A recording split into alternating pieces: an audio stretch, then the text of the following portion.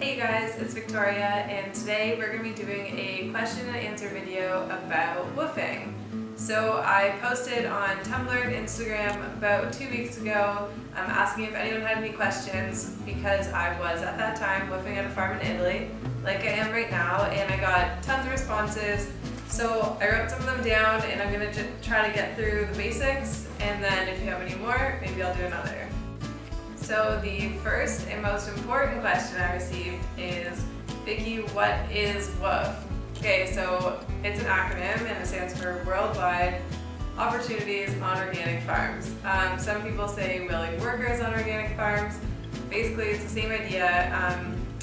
You sign up with a host family or a host farm, and you go there and you work on their farm, and in return you get to stay in that host country and you get to eat with them.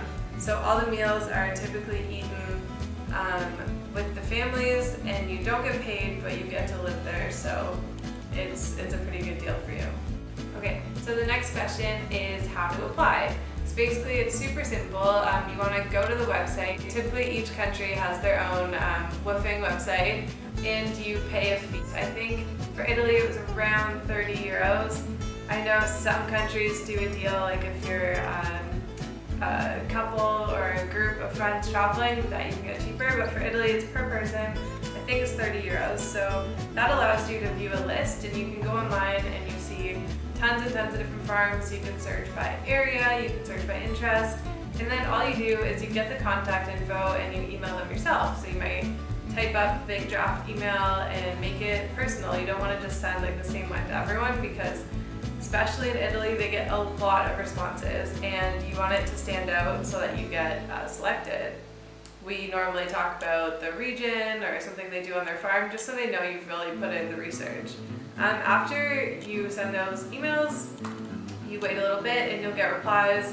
Usually you'll get a lot of "we're busy," especially if it's in the summer, but just keep sending them and someone will say yes, and then you can confirm and you're good to go.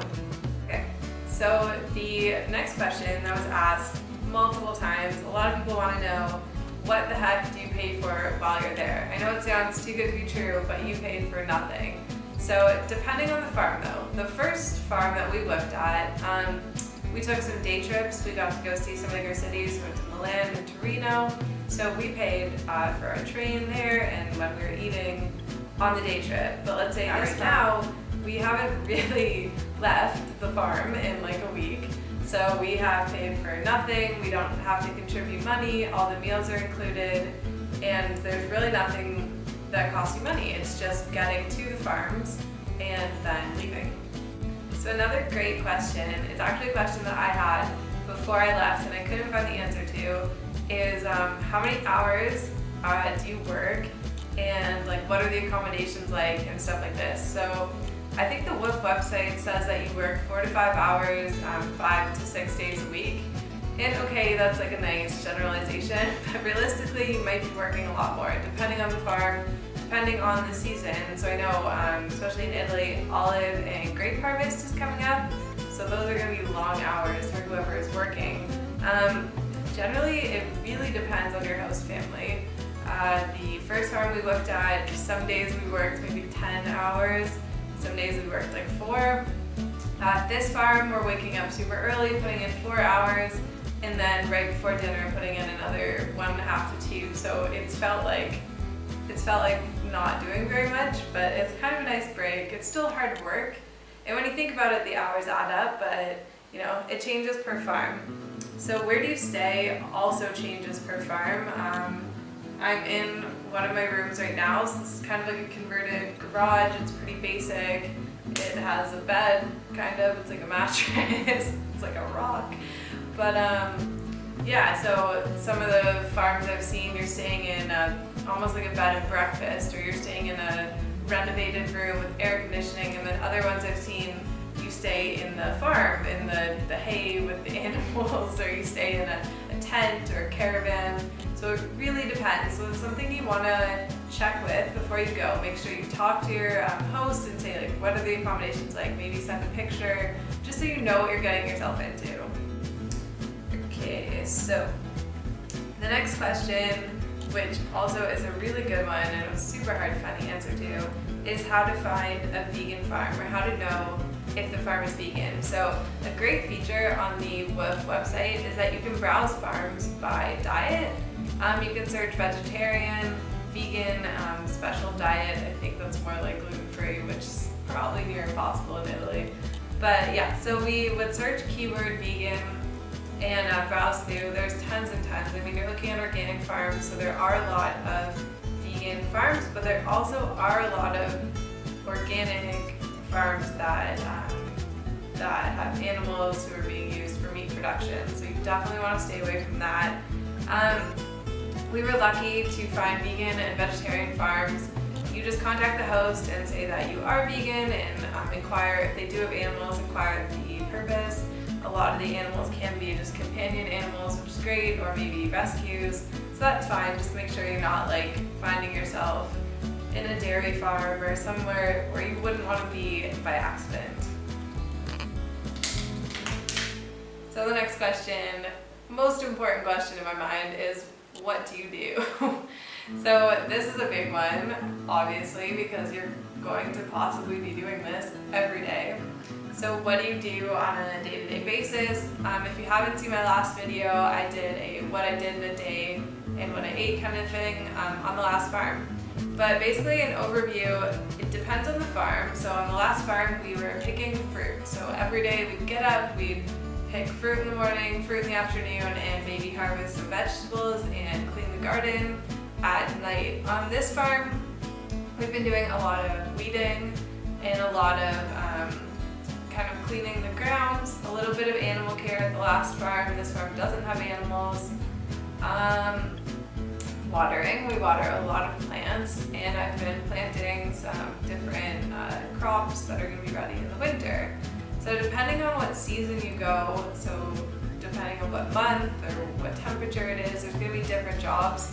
But make sure you talk to your host family and ask them a simple question, like what am I going to be doing when I'm there? And I've seen posts about people making tomato sauce for a week straight and people herding sheep. So it really depends what the farm is and what they're doing.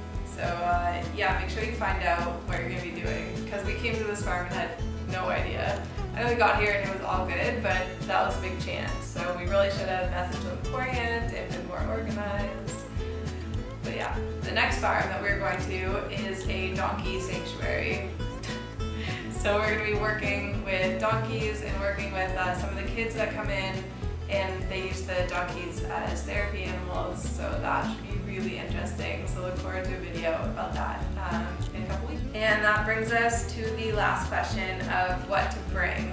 So I've been trying to go through my head and get like a perfect list for you guys, because every time I go to a farm and we're secluded, me and Colin look at each other and we're like, we should have brought this and there's no way of getting it. So most important things, probably in order of importance: bug repellent, some kind of natural bug repellent. You will be with a lot of insects, with a lot of bugs. If you want to woof, you have to be okay with that.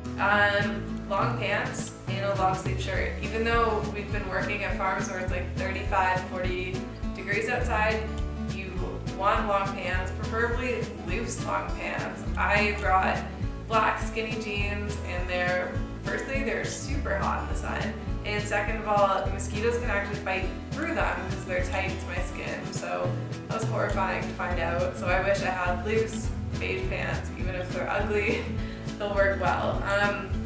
Like I said, long sleeve shirt protects you from the sun, protects you from the bugs at night. Snacks.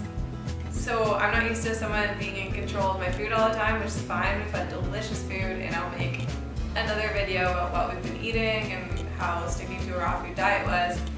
But snacks, so I've been bringing naked bars and vega bars, and also like Laura bars with me. Just sometimes we get up really early, we're not having breakfast yet, so I like to eat those, get a good boost of energy before you work. Other things like work gloves or sheet liners, work boots, some of the more obvious things. I also bring like a reusable fork and knife kind of thing in case I want to like go and pick some food that requires a fork and knife to eat. A journal. We keep a journal all the time of what we're doing so that I can look back on it when I see the photos and know exactly what we did that day, not to forget any details. And, oh, okay, one last thing. Another thing that we like to bring to the farm is stuff from Canada. So wherever you're from, it's really great to bring your host family just as a little gift at the end, or maybe they have children, something from your hometown or your country. So like, I don't know, I have Canada pencils and pins and flags, and we gave our last host a vegan cookbook, spreading the message. So yeah, so that's everything that I could fit in one video. If you guys have any more questions, let me know below, and I can do a follow-up at the next farm, just with some new stuff, and see what I'm doing there. So I will talk to you then. Bye. If you guys aren't already following me on Instagram, it's @eatyourhealth, and when I have internet, I like to post kind of what we've been eating on the farms, pictures of the fruit picking, pictures of the delicious organic fruit, and some recipes with salads or vegetables and just easy raw stuff. So follow me there for more daily updates, and I will see you next video.